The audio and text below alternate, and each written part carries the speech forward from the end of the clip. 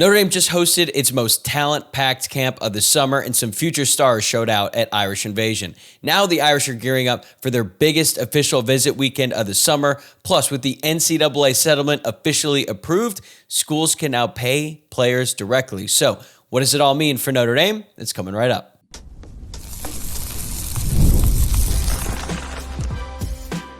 You are Locked On Irish, your daily podcast on the Notre Dame Fighting Irish. Part of the Locked On Podcast Network, your team every day. Hello and welcome in. This is Locked On Irish, your daily Notre Dame podcast. I'm your host, Tyler Wojciak. I'm a Notre Dame alum, producer at Fox Sports, and I've been covering the Irish since 2020. Thrilled to have you here with me on Tuesday, June 10th, and thanks as always for making this your first watch or listen of the day.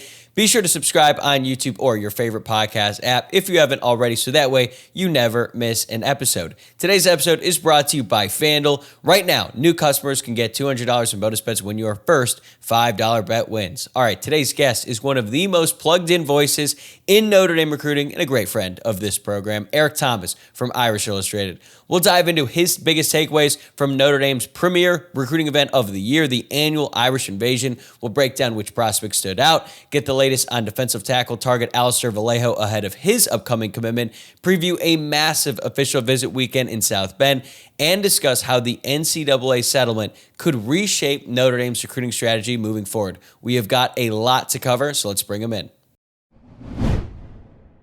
All right, I'm joined once again by recruiting analyst Eric Thomas, who was on the ground this past weekend for Irish Invasion. Eric, it is great to have you back. And let's start with the basics. For fans who might not follow recruiting as closely, can you just explain what Irish Invasion is and why it is such a crucial event for Notre Dame on the summer recruiting calendar? Yeah, absolutely. Well, first off, appreciate you having me back on as always.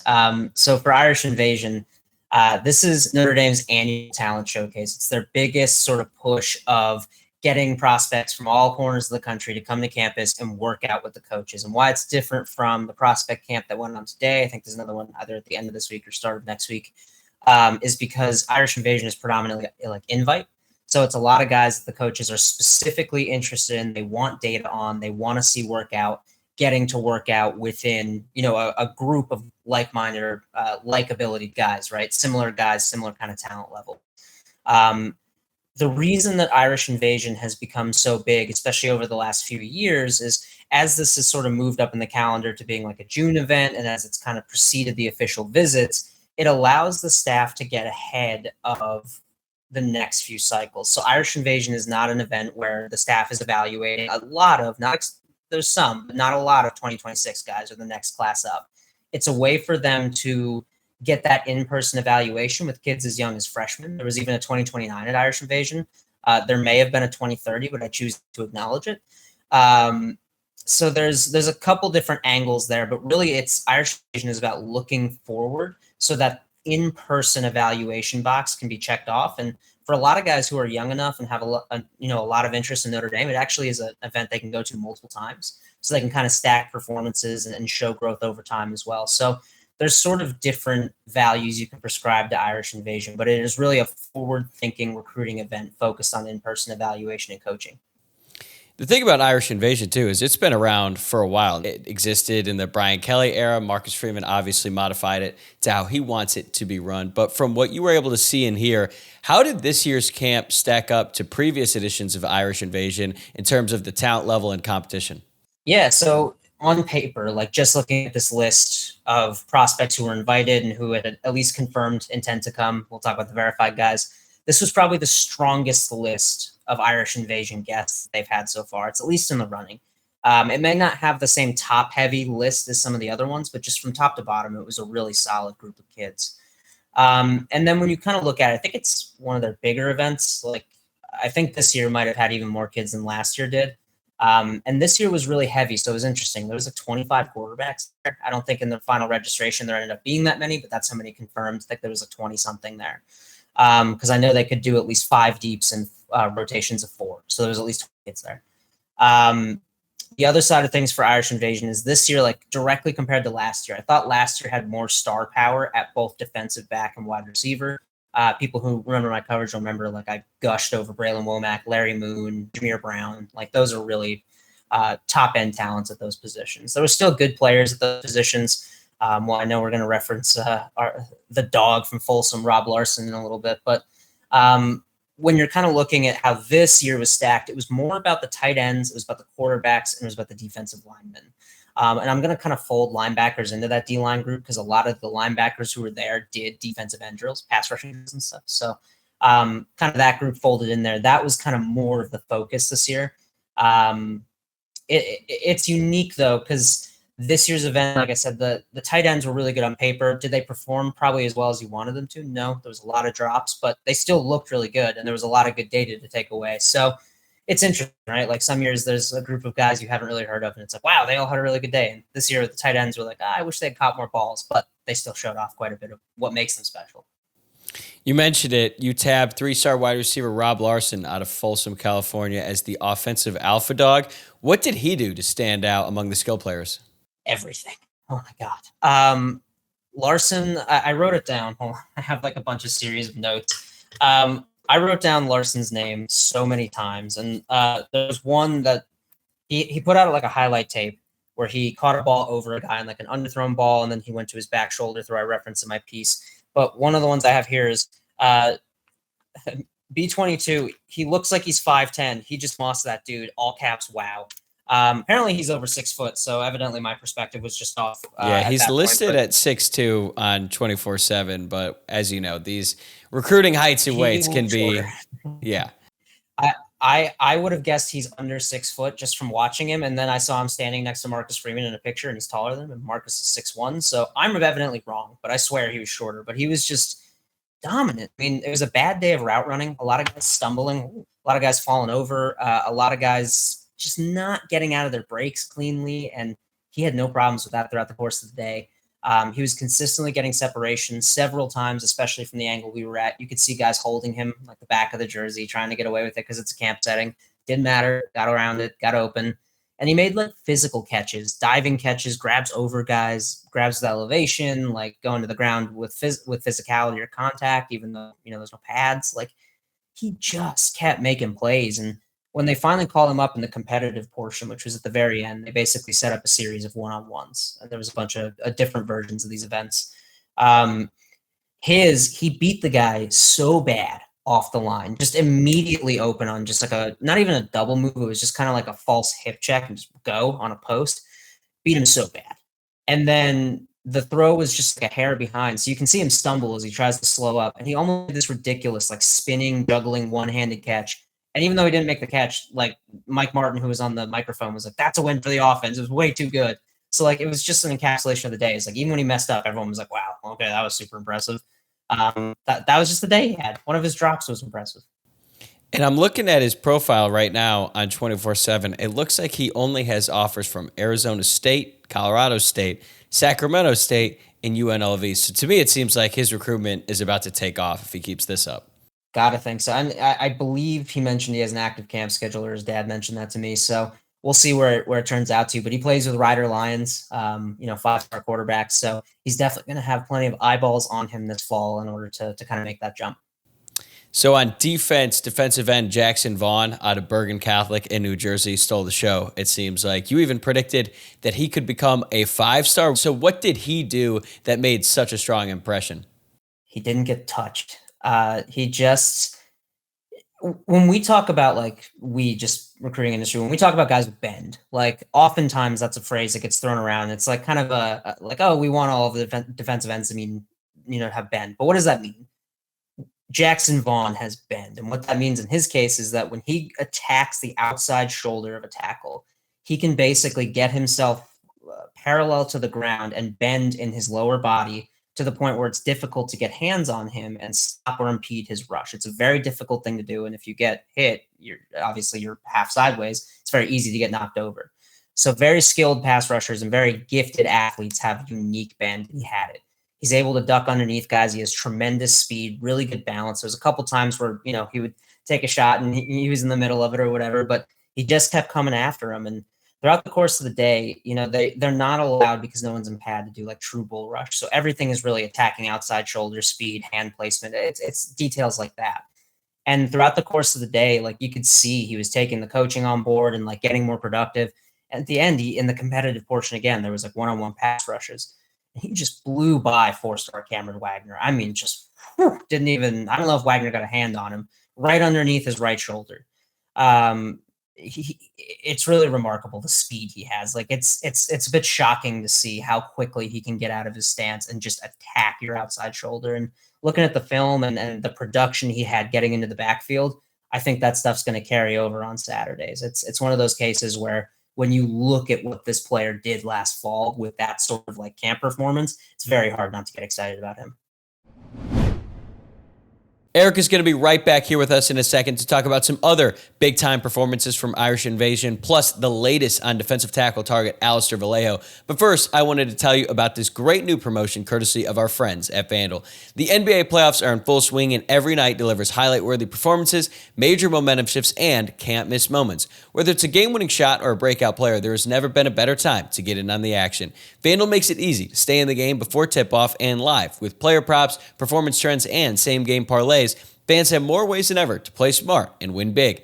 SGA has been unstoppable this postseason, and you can back him up by betting on his over in points, rebounds, or assists. Plus, after the game tips off, you can even combine live prop bets into a same-game parlay for a chance to win big. All right, we have got Game 3 of the NBA Finals coming up on Wednesday.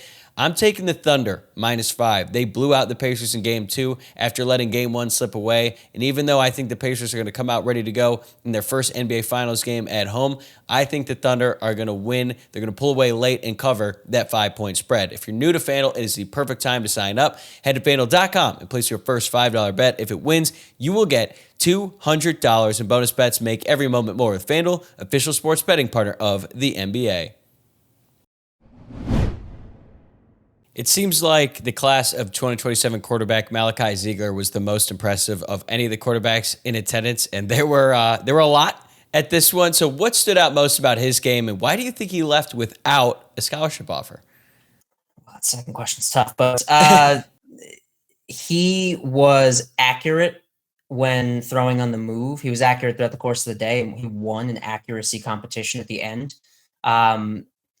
He has really easy velocity. He doesn't need to put a lot of his arm in to create RPM on the ball, and he can deliver it with accuracy while changing up speeds, while changing up the angle that the ball is coming in at to adjust catchability, right? If you want to throw a ball deeper, you kind of want it to go in the basket, not necessarily right at him. He was able to flash some of that too. Like a couple times he was able to uncork some that were a little bit on a rope just to show he could do it. And there's a lot to like there. And the thing about Malachi is there probably is some proving left on Friday nights. If we're just being honest, even as like a fan of his team went 1-9 last fall. He had a 1-to-1 touchdown interception ratio. And although he was dynamic with his legs, there are examples on tape where you're like, oh, what are you doing?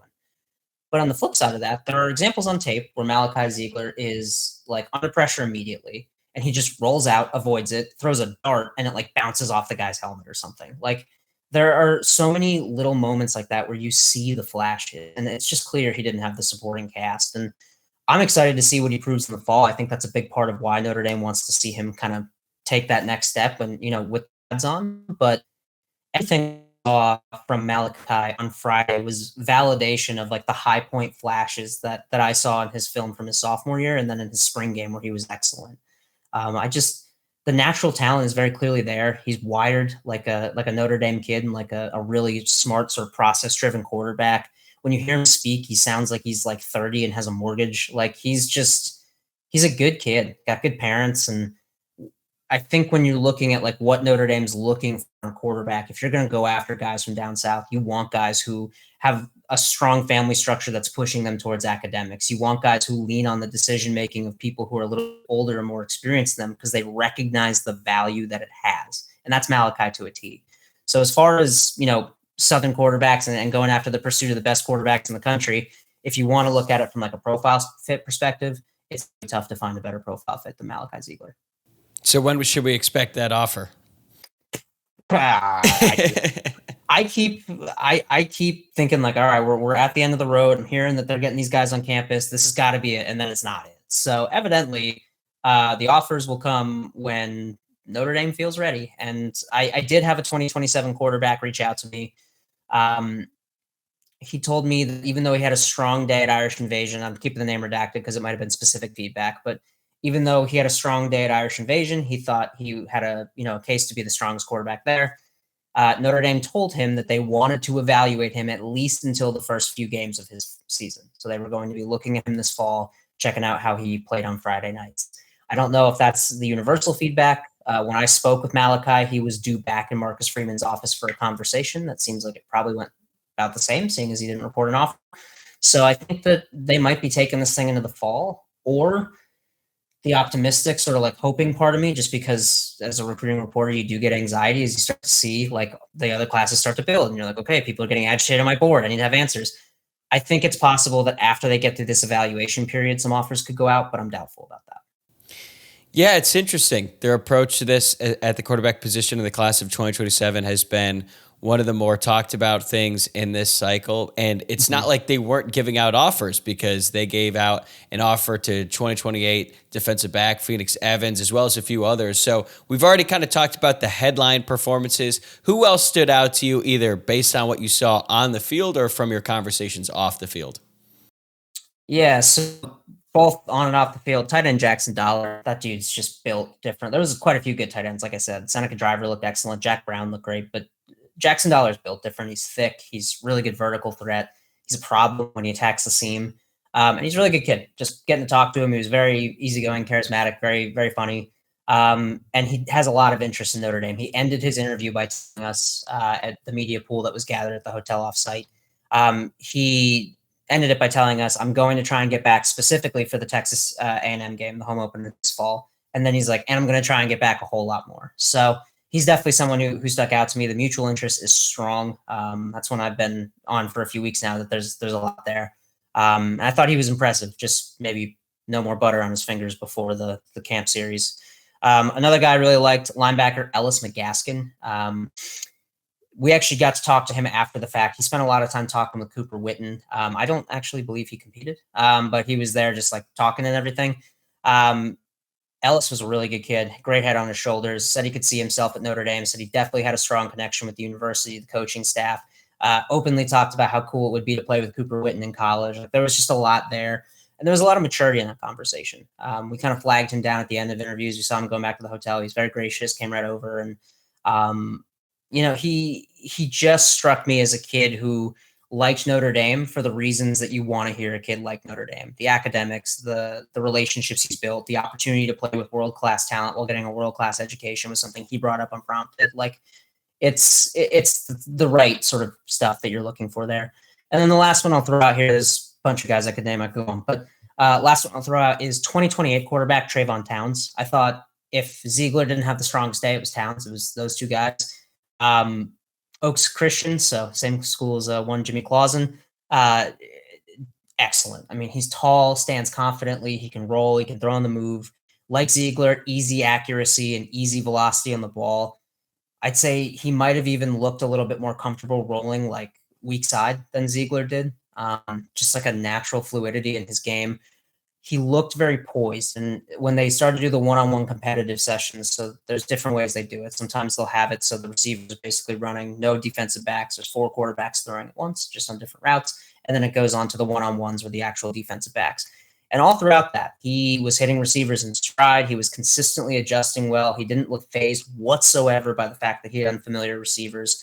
And I thought what was really notable is I think he hit the most double moves of the day of any quarterback, which double moves are obviously a throw that's like, it's all practice. You know when that guy's going to break. You know when he's going to hit his second move. You know when he's going to get upfield. And so be able to sort of adjust on the fly and hit those routes consistently like he did, I thought it was really impressive. It showed a lot of adaptability. Shifting gears now to the class of 2026, defensive tackle target Alister Vallejo is scheduled to commit later today. And it seems like the only consensus around his recruitment is that no one really knows where things stand, at least right now as we tape here on Monday night. So ultimately, where do you think he'll end up? That's a great question. I've said I liked ND for a while. I think I'm going to lean that way given some recent news. Mikhail Blade committed to Michigan right before we started recording this. So I think that might impact some things. On the other side, for Notre Dame and Kansas, I talked to Kansas about this. they did feel that they put their best foot forward on his visit. Now, like Notre Dame with the unofficial visit, what was it over the last week? Sorry, not over the weekend, last week. Notre Dame expected leaving that visit to have clarity on whether Vallejo was going to come or not, and they did not get that. Kansas expected once he took this official visit, they would have clarity on where he was going to go once he left campus, and they didn't get that. So it does seem that there's a lot of, we don't know. No staff has been told as far as we know. I have not confirmed the details of any final Michigan NIL offer or anything like that, but I can say from talking to a source in Kansas that Notre Dame does have the bigger money value compared to the Jayhawks. So they are leading in terms of like financial security side of things. And I know from talking to sources, around the South Bend side of things, that Notre Dame felt that they gave him an excellent visit. They felt that they really put their best foot forward. I think that's part of the reason why the feedback was they were surprised they didn't know, is they felt they nailed it. He's a quiet kid, doesn't give a lot of, he's engaged, but he doesn't give a lot of feedback to the fact that he's engaged. He just processes and thinks, and it makes it very tough to read. So that kind of adds into things. I think he's going to go Notre Dame. I have a hard time seeing him pick Kansas over the Fighting Irish. And I think with Michigan getting Mikhail Blade, and I know they're still in on a few other guys, I think ultimately Vallejo will end up with the Fighting Irish. They're going to be able to push, quite a bit here tonight now that they know they lost another target here. I think those conversations are going to be ongoing, and Notre Dame will get this done. But I have very little confidence. If you want to say it's a 3-team race, let's put Notre Dame as like the team that's at 35%, and then the odds and ends, filter the rest of them. But tough, man. He's a unique case, and I don't hear confidence from any one side. There's a lot of optimism, but the closest thing resembling confidence seems to be in South Bend. Looking at this weekend's official visit slate, it looks massive. So help set the stage for us. Like, what does the staff have planned for this critical group of visitors? Yeah, so official visits are a beast.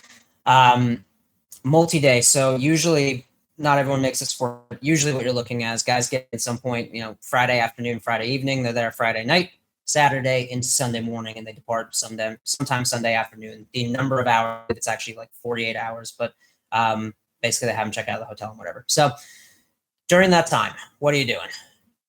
For guys who haven't been around campus a ton, there's tours and things like that. For guys who have been on campus and have seen a lot of things, it's more structured tours, but they're always going to show you something. So for a lot of guys this weekend, just from conversations, the questions they have remaining are about the living conditions or about the dorm conditions, things like that.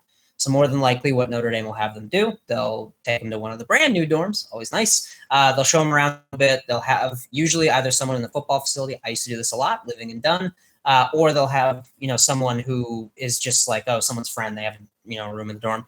They'll have them show it around, have it all cleaned, showed off nice. And then they'll spend some time with a player host. So they'll be assigned a player on the Notre Dame football roster. They'll spend some time with them, not only when they're doing some of these structured events, but also they'll go out in the evenings with these guys and hang out with them at their apartment and do whatever. So they get that one-on-one connection with someone who's in, the Notre Dame football program, and they're getting that attention from other students and whatever else, kind of that classic Notre Dame, we're not going to separate you experience. They're going to have meetings with the coaches. Some of those meetings are going to be centered around their high school film. Some of those meetings are going to be centered around Notre Dame film and how those kids fit. Some of those meetings are not going to have film, and it's just going to be honest conversations about how they see this fit and what sort of needs to happen to get this thing over the line.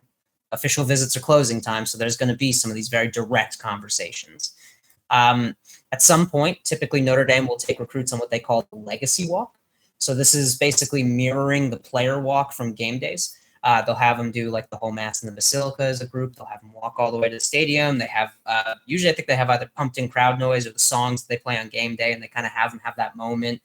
They have the lights up. It's usually at night, so it kind of gets that night game feel. And really it's supposed to simulate what it's like for these players to be walking out in the field at Notre Dame and allow the families to feel that too. Allow the families to be a part of that moment. And they play videos that that highlight the historical significance of Notre Dame. Obviously, there will be a lot of highlights from this last year, but there's also going to be stuff from when the parents were kids and the players they remember. And it's supposed to be something that brings sort of whoever's in there, whatever generation they are, kind of together in that moment around what it means to be at Notre Dame. The other presentations that they'll normally give, there's one, I don't know if it's still called this, it used to be Brian Polian's baby, called Excellence. I'm sure it's been tuned at least a little bit given all the turnover and everything, but basically it's a presentation about where Notre Dame stands academically, where they stand post-grad, how they help you get jobs. It's basically everything other than football. Hey, injury happens, whatever happens, it's a freak thing. Here's how we're going to set you up for life. Whenever you hear an interview where a kid talks about like, oh yeah, they're number one in graduation success rate or anything like that, they probably got the excellence presentation. And then tours of relevant facilities, specifically, almost certainly these kids are going to get a digital tour of Shields Hall. They're going to get the full look at what's coming next for the football facility and everything like that. They'll get a tour of the weight rooms. They'll get a tour of, not only what the future nutrition looks like, look at that. They'll get to see recovery rooms. So it's a deep dive into the everyday life of a football player from a cultural university perspective and from a football program perspective. That's probably going to be like a whole day in and of itself. Besides that, they're going to eat a lot of catered food. They're probably going to hear from previous players, and they're going to take a really ridiculously tailored photo shoot. Notre Dame in the past did Club Lucky last year. They filmed it. They made it part of the commitment videos. Obviously, Chad had a more colorful personality. Chad Bowden, that is. So I think some of that color, as we're seeing with the USCOVs, may have traveled to Southern California, but Notre Dame is still going to bring it with creativity. They're still going to try to differentiate themselves in the fun and the flash aspect of this as well. And more than likely, some element of that photo and video shoot will end up being part of National Signing Day.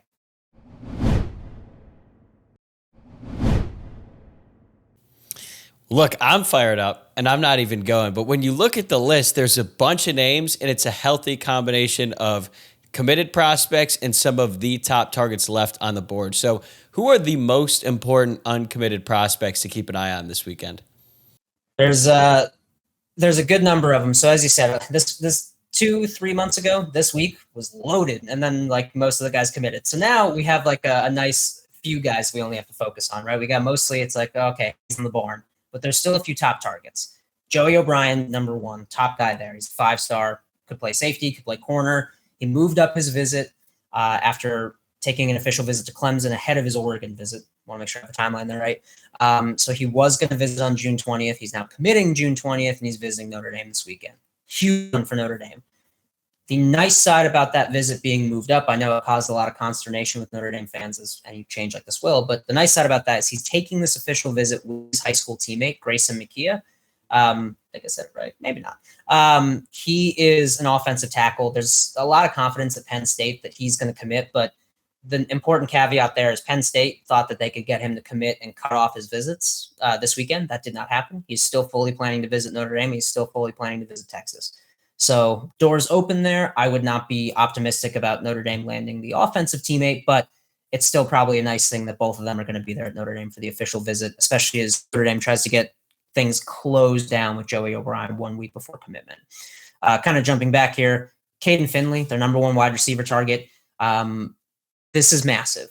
Notre Dame felt like it was in the driver's seat for a long time. Finley is the son of Jermichael Finley, a Texas Longhorns legacy. He's a little bit different than some legacies in that he didn't necessarily grow up like, oh, I want to go to Texas because I'm from Texas. I grew up there. He grew up in Green Bay. He has Midwest roots. He loves Notre Dame and a lot of Midwest culture. He's told people that. He's told people that there's a attraction to the Midwest because in some part it does feel like home to him. So there's a lot going for Notre Dame in a vacuum within this recruitment. But Texas has been amping things up. Caden is their number one, just like he is for Notre Dame. And like Notre Dame, Texas has missed on several top wide receiver targets. They are making Caden Finley a priority at this point in the process. And they need him. They need a big body boundary receiver. And that's what both of these teams feel like Caden Finley can be, regardless of the fact that he's listed at like 6 foot, 6.5. They both think he can play that dynamic role outside. So it's going to be tough down the stretch, but if Notre Dame can really hone in on what attracted Finley to Notre Dame, January, February, and what kind of had them in the lead, they have a chance to win this thing. But I got to say, talking to sources in Texas, it sounds like it's going to go the Longhorns' way. And then last two here, another wide receiver, Devin Fitzgerald, son of my hero, Larry Fitzgerald. He is going to be on campus this weekend. That was an offer that came out, a month or two ago. It's an offer that's really special to him. He worked hard for it. He visited Notre Dame several times before being offered to try and get to that point. Devin is a deadly serious student when it comes to academics. And he really wants to make sure he's making the best, decision for himself there. I know he took an official visit to Clemson. I don't think that, they're necessarily going to end up in the same final group because of that. I think, Stanford, Notre Dame, schools like that are really going to be the ones to watch here. And then the last one here, Nick Reddish, a kid that Notre Dame loves. 3-star kid, doesn't matter. Notre Dame sees a blue chip talent. He's coming down to the end of it. He just visited Virginia Tech. His brothers go to Virginia Tech. They're considered the main threat. He had a great visit to Wisconsin. They're kind of also in it as well, along with Indiana and Notre Dame. I've maintained for a long time, I expect this one to go to Notre Dame. Speaking with sources close to the family, I know there's a feeling within some parts of the Reddish family that he should go to Notre Dame. Obviously, it's not his brothers, so you did math. And when you look at where this recruitment is trended, I just have such a hard time seeing anyone else, getting Nick Reddish on board. So those are kind of ungood guys that they have to look at. Pretty optimistic about the lion's share, but there's definitely some questions in there.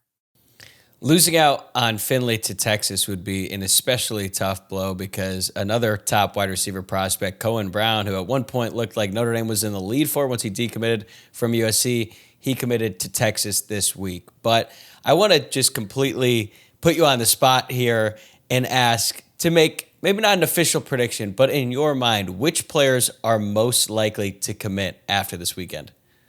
Yeah, so immediate term, Joey O'Brien. I said on our message board today, I know that there's been mixed reportings about who has the lead with him. Joey's an excitable kid. He's a good kid. He's an excitable kid. And after each visit, he sort of seems to indicate that there's a new surging team or a new favorite. And I don't think that my colleague Tom Loy's report that Clemson had the lead was at all out of place. I think that was the feeling immediately after that OV. That being said, Notre Dame gets the last look. Joey O'Brien gives great feedback immediately after his visits. And Notre Dame has felt more confident than the public in this race for a long time. I've reported that several times, been reporting that for months, that Notre Dame just has continued to say they feel like they lead, regardless of even when Joey said Penn State leads. Notre Dame was like, I don't think so. Like 2 days after I got that quote. So I think Notre Dame is going to pull it out. They've been excellent at putting the clamps down in these visits. He's the most immediate guy to come, with a commitment date here. I think they're going to be able to get him done on June 20th. After that, Devin Fitzgerald is scheduled to commit July 5th. Nick Reddish is scheduled to commit July 11th, and Braden Robinson is scheduled to commit July 20th. Those are the guys that I think would be sort of next up most likely. Obviously, a race to commit or whatever, some of those dates could move, but I think especially because most of them are in the early part of June or in July, you could see, those dates get stuck to and some silent commits start getting teased or whatever else. With the House versus NCAA settlement now finalized, which allows schools to begin paying athletes directly starting July 1st, how do you expect that to impact Notre Dame's high school recruiting strategy? It's going to be a lot of fun to figure that one out. So Notre Dame is going to be very competitive with their financials in this new era. Notre Dame does not expect to be, anywhere near the minimum. I know they're going to be above that with their spending and everything.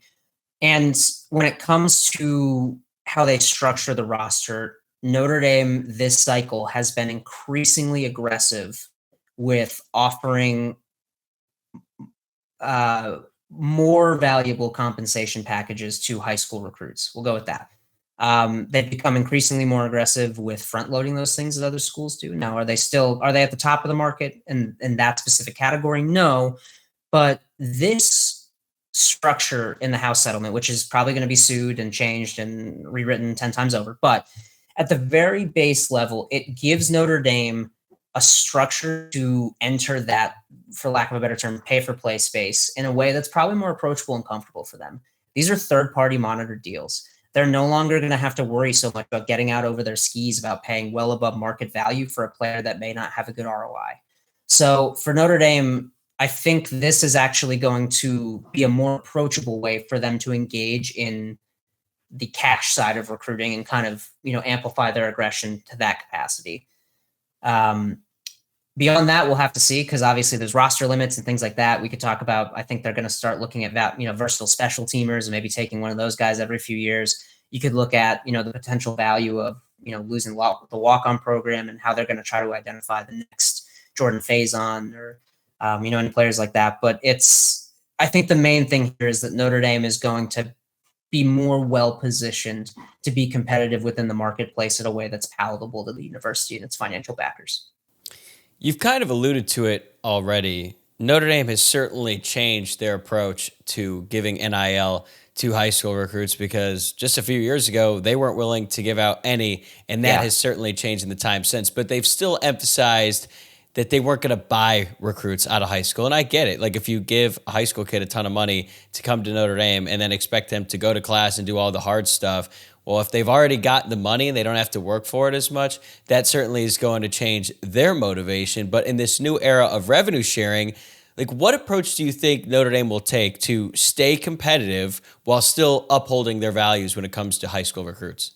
Yeah, I actually tag team with my colleague at Irish Illustrated and also at Football Scoop, John Bryce, for this. He's been all over the House settlement. He's been tracking, obviously, Judge Wilkins' rulings and everything she's put out. So one thing he mentioned, Freeman has obviously emphasized that Notre Dame will recruit student athletes and build through the high school ranks. They're talking about portal supplements, major in high school, minor in the portal. And we've heard that messaging before, but that is very much so going to be part of their revenue sharing era strategy, right? They want to go through the proper ranks. They want to invest in guys over time. They want to pay you more once you've become a player who's established and contributed to Notre Dame meaningfully. And they want to go about things through how building safeguards in to maximize their ROI within the budget, right? Just like any other sports team would. He also noted Notre Dame has paid handsomely for quarterbacks in the previous 2 years and has been active with NIL for roster retention. Obviously, Notre Dame is trying to lean on its homegrown quarterbacks, but there is an aggression within going after the quarterback position specifically that is interesting, because if Notre Dame doesn't need to, they have Carr for 2 more years. That's budget that they've been willing to commit previously that could now go to a defensive tackle, that could now go to a defensive end, that could now go to I don't know why we need this, but an offensive tackle, whatever it is, other premium position. They're willing to be aggressive selectively. So if Notre Dame can build a team that is right there, and they just need those last few pieces in the portal, they will not be afraid to go out and get them and be aggressive. And they will not be afraid to pay the players they want to keep that championship pursuit alive. I think that's important. Notre Dame wants to reward the players who grow up in their program, for lack of a better term. And so if Notre Dame can do that and only supplement in the portal, they're going to feel like that honors its legacy. And then the last thing is, source told Bryce that Notre Dame revenue share will be in that $15-16 million range with House approved. Once again, I know the minimum is like 20, but there's other considerations in there. So that's sort of on top of like your base, right? That's kind of factored in here. So I don't want that to be confused. They're not below the 20 million. That's sort of what they're contributing on top of the minimum. Eric, this has been great. As always, for everyone tuning in, make sure to follow Eric and the entire crew at Irish Illustrated for top-tier coverage. Thanks again for making time for us during what is probably the busiest time of the year for you, man. I really appreciate it. We'll be in touch soon. Of course, brother. Talk to you later. That's going to do it for today's episode. Thanks again for making Locked On Irish your first watch or listen of the day. I'm going to be back here tomorrow morning with another Locked On crossover, but this one's going to be a little bit different than usual, so you won't want to miss that. And if you enjoyed the show, please be sure to subscribe on YouTube or wherever you get your podcasts. And if you're listening on Apple or Spotify, leave a 5-star rating or review. And if you're watching along on YouTube, give this video a like below. Have a great day, everybody. See you tomorrow.